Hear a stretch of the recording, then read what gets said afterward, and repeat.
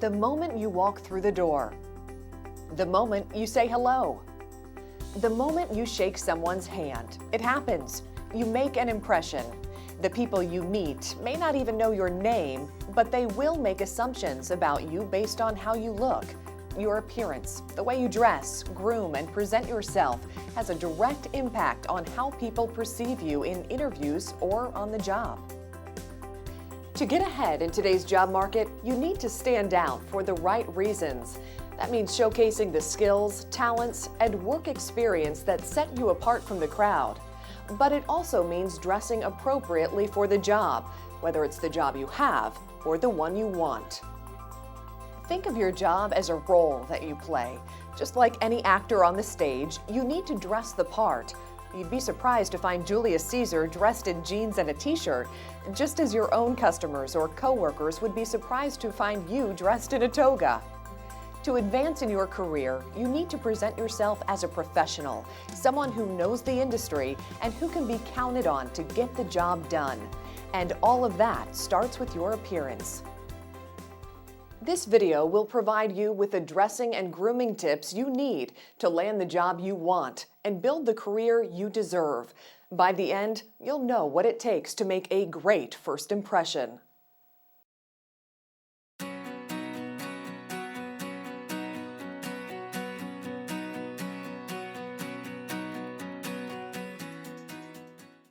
There's a great deal of truth to the saying that you don't get a second chance to make a first impression. Provocative attire, wrinkled clothing, or a messy appearance won't make a good first impression at an interview. So for me, what I look for is somebody who is well-groomed, somebody who is dressed smartly, appropriately, based on the job that they are interviewing for. So for example, if they're interviewing for an office job or a professional job, I would expect that they would have a coat and tie on if they're a male, a suit, a business suit on if they're female, and or a dress, something that's appropriate for male and female dress. Because really, before they really even open their mouth, I give it an opportunity to see how well-groomed and well-dressed they are and well-prepared they are. And that smart dress, that attire, really gives me my first impression. Studies show that first impressions can have a long-lasting impact. In fact, your first few seconds upon entering a room will set the tone for everything that follows. A positive first impression can create a kind of halo effect, meaning others will respond more favorably to everything you say or do afterward. Make a good impression in the first 5 seconds, and whatever follows will likely go better for you. On the flip side, a negative first impression can do the opposite, biasing others against you from the start. Yes? Thank you. James Smith, Mrs. Williams is ready for you. You can go right in. Stop. What do you notice about James already? Is there anything unusual about his appearance? Anything that might leave the wrong impression? A small stain on his shirt? Pants that don't quite fit? It may seem insignificant, but even the wrong color socks can start you off on the wrong foot. Yes? Okay, thank you. Rebecca Jones? Yes? Mrs. Williams is ready for you. You can go right in. Again, think about what kind of impression Rebecca makes the moment she walks in the door. A memorable one for sure. The interviewer isn't likely to forget that dress anytime soon. But is it proper interview attire? You want to be a memorable applicant based on your qualifications, not because your choice of clothing clashes with the work environment. Your goal is to look professional, and that means paying attention to the details, from the shine of your shoes to how much makeup you're wearing. Of course, every workplace is different and will have different expectations. What you wear to an interview for a waitressing job may differ from what you wear to an interview for an office position. And what you wear to an interview will likely differ from how you might dress on the job, since you would typically dress more formally for the interview. The important thing is to understand what the employer expects and how to meet those expectations. The relationship between dress, grooming, and self-confidence is simply that when we look good, we feel good. We're more confident and we come across as such. So I think when we're looking for what we want to wear, we really need to think about what will make us confident. So what are the keys to looking your best? What do employers expect? Let's start with your attire. After all, making a good impression begins with the clothes on your back.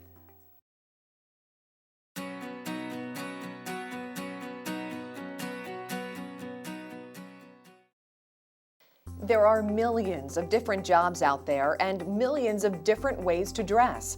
How we dress for work depends on the environment we work in, the kinds of customers or clients we serve, and the image the company wants to present.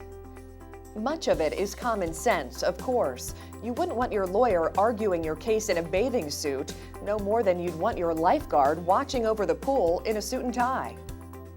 Dress codes and expectations vary tremendously from industry to industry, job to job, and yet for a vast majority of workplace settings, there are standards of professional attire. Meeting those standards is crucial to being successful at work. Really, a dress code is a set of standards or boundaries, if you will, to help people understand what the expectations are for dress in a particular job or organization. What is the norm of that organization? It means what do people there normally wear, what is expected, and what is the standard. In reality, what you want to do is make a statement with your work ethic and your ability to work well with others. Always, always, always err on the side of conservatism. Hey guys, what's up? Are those flip-flops?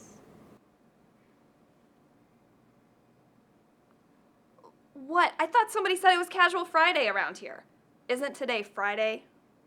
Yeah, it is, but usually that means we just get to wear jeans, not sweatpants. Better hope the boss doesn't find you like that. Why didn't anybody tell me? We would have, but you never asked. When there's no policy or uniform required for your work, your fellow employees should be able to give you an idea of what is expected. If there is ever any doubt about what's required in terms of workplace attire, it doesn't hurt to ask your supervisor or human resources manager. If you want to get ahead at work, you should dress in the fashion that you want to get to. Meaning, if you want to get to the next level, you should dress that next level. So think about how you're dressing now and what that next level would look like. Look around you, look at the leaders of the organization or the people that are doing what you want to do, and dress or emulate their actions. No matter where you work, whether you are in an office or out in the field, you should make an effort to look your best. That means making sure your outfit is clean and that your clothes are in good shape and fit properly. Torn clothes, revealing attire, or shirts with inappropriate words or images not only send the wrong message, they might be cause for dismissal. Of course, dressing appropriately for the job means getting the job in the first place, and that means getting past the interview. The general guidelines for interview attire and how they differ from what you should wear every day in the workplace, well, it comes down to this. It's important to look the part. The difference between interview attire and everyday attire is that the standard is simply you probably want to dress a little bit above what you've seen at that organization. If you happen to know some people who work there, or if you happen to have seen some people there, then look at what they dress every day and try to do just a cut above. A suit always works. You know, matching your dress to the industry is important. And ensuring that you're putting your best foot forward is critically important in the interview or the selection process. So for example, in an interview, you would be prepared professionally. In an office environment, I always recommend that a coat and tie at a minimum, or a suit if you're a male, a female, a business suit or a dress. Although different occupations may have slightly different expectations for interview attire, it doesn't hurt to play it safe. For men, a safe interview wardrobe includes a conservative business suit in a basic color, usually navy blue, dark gray, or black. A light-colored, white, or light blue collared button-down shirt. A conservative tie, no loud colors or prints. The tie should complement your shirt and suit. A brown or black belt. Dark socks to match pants. Brown or black business shoes to match your belt. A briefcase or portfolio to hold copies of your resume and other important documents, not a backpack. For women, a safe interview wardrobe includes a suit with pants or a skirt in a conservative color, such as navy, dark gray, and black, though women may have a wider array of acceptable colors. Skirts should be at least knee length when standing and comfortable to walk in. A conservative blouse or light sweater, no bright colors or distracting prints. Closed-toed dress shoes, such as pumps. Avoid flashier high heels, backless or platform shoes. Neutral, sheer hosiery that complements your suit or skirt. Minimal jewelry, makeup, and hair accessories. As with men, carry a leather briefcase or portfolio. And it probably goes without saying that all of your clothes should be clean and wrinkle-free. Suits and shirts might need to be taken to a dry cleaner. You should also make sure all of your clothes fit you well. If you can't sit comfortably because your pants are too tight, you might find it hard to answer questions during your interview. You want to find a good balance between comfort and style. You should expect to meet your interviewer in person. That's still the norm. But be aware that more and more interviews are being done through video conferencing using Skype and other software. If you are interviewing from home using video conferencing, you should know that the dress code still applies. Be sure to wear the complete outfit. Don't cheat by wearing yoga pants with your blouse and jacket. You want to look the part from head to toe. In an interview, you want your personality, relevant skills, and job experience to stand out, not your appearance. Therefore, it's important to know what to avoid. In other words, cartoon character tie, slogan t-shirt, tank top, loud golf shirt, casual sundress, tennis shoes with suit pants, baseball cap, reverse baseball cap, sequined blouses, dirty clothes, distracting hair, gaudy belt buckles, nightclub gear, casual Saturday, jacket and tie. Of course, depending on the kind of job you are applying for, your workplace attire and your interview attire may differ considerably. In most industries, your interview might be the only time you have to wear a suit. That doesn't mean you can get away with not having one, though. You have a lot of options when it comes to buying clothes for your interview as well as for your everyday working situation. Consignment shops offer a wide variety of affordable, professional, business casual, and casual attire. The great thing about it is that their inventory is bought and sold very quickly, so their styles always remain current. You do not have to shop at high-end stores to find appropriate attire. Remember, if you do wear a suit for an interview, chances are likely that you will have another occasion where you will need a suit, such as a wedding or a business meeting. So invest in what you can afford. There are other options as well. You know, many of us have family and friends who could help you to put together an appropriate interview-based outfit for the role that you're about to interview for. If you are on a budget, consider alternative options for building your wardrobe. Thrift stores and other secondhand shops often have a wide selection of clothes suitable for most workplaces.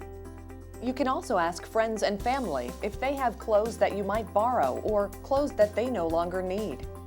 In addition, there may be nonprofit organizations in your area that are willing to assist by providing interview-appropriate attire for free.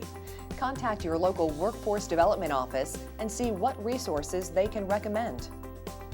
The most important thing, of course, is to feel good about yourself, to walk through the door, whether it's for your first interview or your first day of work, knowing that you look your best. Take a moment and think about what you wear to work or how you might dress for your next job interview. Is there anything you could do or change to look more professional? Feel free to pause the video to consider these questions, then continue when you're ready.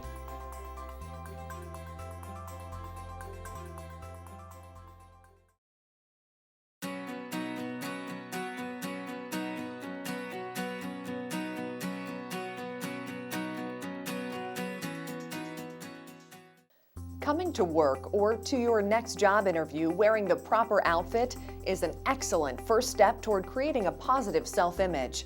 But even if you're sporting an expensive suit and silk tie, it won't matter if you forget to comb your hair. Grooming yourself for success means paying attention to your personal hygiene and complementing your professional attire with a professional personal style. It also means paying attention to the details. Grooming and personal hygiene is critical. Again, it speaks to your commitment to the job, your commitment to being professional and being prepared.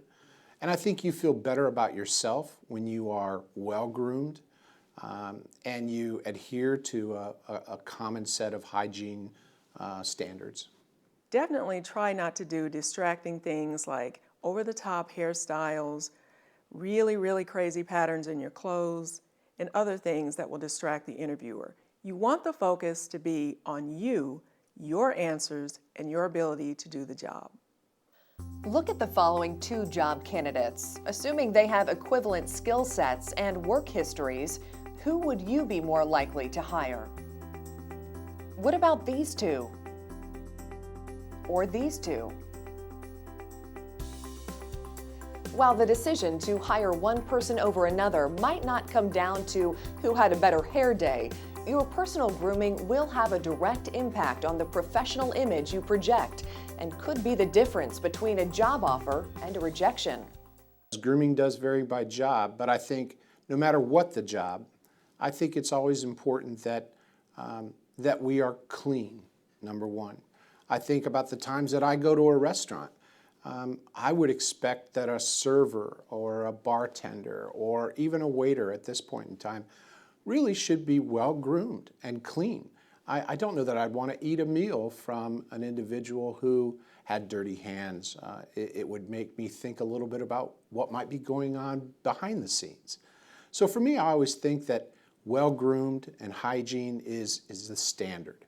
It's the benchmark by which we all at least have to start. Like professional attire, most of what constitutes good grooming is common sense. Here is a list of must-dos when it comes to getting ready for that next job interview. Wash and style your hair. If your hair is long, consider putting it up. Do not use gaudy or flashy fasteners, clips, or hair ties. For men, shave or trim your mustache or beard so that it is neat and tidy. Be aware that some industries and businesses actually have written restrictions on facial hair, often for safety and sanitation reasons. Brush your teeth and use mouth rinse. Also, try to avoid eating odor-causing foods such as onions and garlic before an interview. If you are a smoker, avoid smoking before an interview. Clip and clean your fingernails. If you use nail polish, choose a relatively neutral color that is not distracting. Remember, you will be shaking hands with your interviewer, so he or she will notice. Avoid showcasing visible body piercings of the nose, eyebrow, tongue, and so on. Remove these accessories if you have them. You may wear other jewelry, but limit yourself to no more than 4 or 5 items, such as a pair of stud earrings, a necklace, and 1 or 2 rings. Do your best to cover any visible tattoos. Although the taboo against tattoos is fading, tattoos can still be distracting during a job interview, and some workplaces still have policies against them. Apply makeup sparingly. Just like with your outfit, neutral and natural shades are best. And of course, everyone should shower and put on deodorant. General guidelines concerning perfume and cologne are this. Use them at a minimum. Be very, very careful. Wear very little or none at all. Although the scent may appeal to you, it may be perceived as an annoying distraction, and you have to remember too that some people have allergic reactions. Once you are hired for a job, it's important to be aware of your employer's policies regarding grooming. For example, depending on the industry, employers can request that their employees be clean-shaven or that they keep their hair a certain length. They can also set guidelines regarding makeup use, tattoos, body piercings, and so on. Failure to comply with these requirements could get you fired, so be sure you know your company's policy. We live and work in a global community, and today's workplaces should respect the beliefs and practices of their employees. While the law allows employers to dictate how their employees should dress and groom as it relates to industry standards and safety, employees can request exceptions due to a disability or conflicts with religious practices. If you have any questions or concerns regarding the dress and grooming protocols at your place of employment, address these concerns with your employer on day one so that they can explain the rules and make any necessary accommodations. Think about the grooming tips we've covered. What are a few grooming essentials that you need to be more conscious of? Feel free to pause the video to consider this, then continue when you're ready.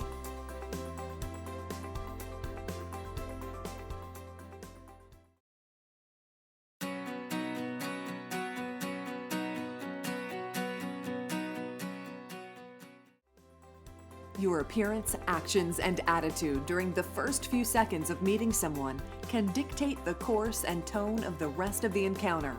The confidence you've gained by looking your best should carry through to your posture and behavior. Everything from your facial expressions down to how you walk should reflect your professionalism. The interviewer doesn't have a whole lot of experience with you. So what they have to go on, what they make their decisions upon, are very much nonverbal cues and the behaviors that you elicit during the interview process. Some simple ones: sit up straight, listen, actively listen, with the intent to truly understand. Other things to consider: just the simple greeting. Reach your hand out, do a common, not a common, I would say a formal handshake. Some people really struggle with the fact that people have a faint grip or a very light grip. Reach out, put your hand out, thank them for allowing you to come in for an interview. And then certainly once the interview is over, thank them again. Dave? Hi. So I'd like to have a seat, we'll get started. Yeah, sure. It has only been 10 seconds, but already the interviewer is starting to question if Dave is right for the job. Interviews can be nerve-wracking, but employers want to hire people who can handle those types of situations. Hi, Juanita? Hi, it's nice to meet you, Mr. Jones. Oh, please call me Steve. Would you like to have a seat? We'll get Yeah, started. thank you. Oh, thank you. That's a better first impression. Let's take another look at how Juanita handled the first 10 seconds. When you first meet someone, it's important to be both confident and friendly. Start with a smile and offer a firm but not bone-crushing handshake. Be sure to make eye contact when speaking or being spoken to. Use your manners. Be sure to say please and thank you. Sit up straight, shoulders back, and keep your hands in your lap. Try not to fidget, bite your nails, or engage in other distracting behaviors. You never have a second chance for a first impression. So when a candidate walks into my door for the first time, really the first thing before they even open their mouth or can tell me how much they know or what their experiences have been, it really is their appearance. And that has to do with are they well groomed? Are they well dressed or at least appropriately dressed based on the type of role that they're interviewing for? Whenever you meet someone for the first time, you want to put your best foot forward. How you look and how you act should support the image you want to project, like your own personal brand. You also represent your employer each time you meet with customers or clients. By dressing appropriately, being well-groomed, and paying attention to your mannerisms and behaviors, you can create a professional image that customers and employers will remember and respect. That, in turn, leads to personal success. The clothes may not make the man, but they do make an impression. And a positive impression is the first step to success in today's working world. Whether you are applying for a job or pursuing a client, seeking a promotion, or just angling for a better tip, putting someone at ease or putting on a show, making a sale or closing a deal.